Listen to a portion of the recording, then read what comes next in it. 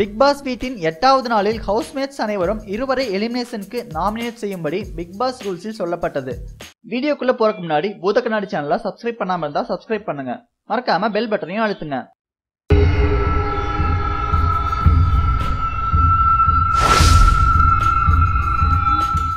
பெரும்பாலானோர் பரணிக்கும் கஞ்சா கருப்பிற்கும் ஓவியாவிற்கும் நாமினேட் செய்தனர்.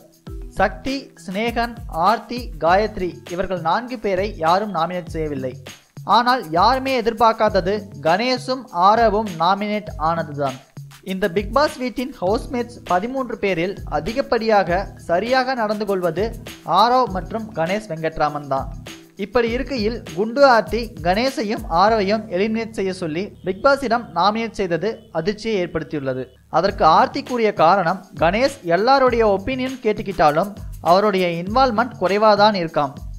ஆரவுக்கு இங்க இருக்கிறது ஒன்றும் பெரிய விஷயம் இல்லையா, அவங்களுக்கு இங்க இருக்கிறது ரொம்ப ஈஸி, அதனால அவங்களுக்கு நாமினேட் பண்றதா சொல்றாங்க.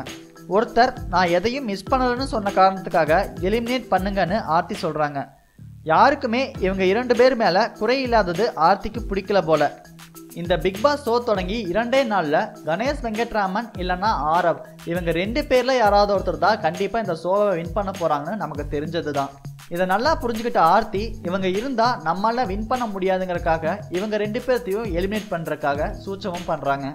ஆர்த்தியோட இந்த முடிவை பத்தி நீங்க என்ன நினைக்கிறீங்கன்னு கீழே கமெண்ட் பண்ணுங்க. இந்த வீடியோ உங்களுக்கு பிடிச்சிருந்தா லைக் பண்ணுங்க, உங்க நண்பர்களுக்கும் ஷேர் பண்ணுங்க.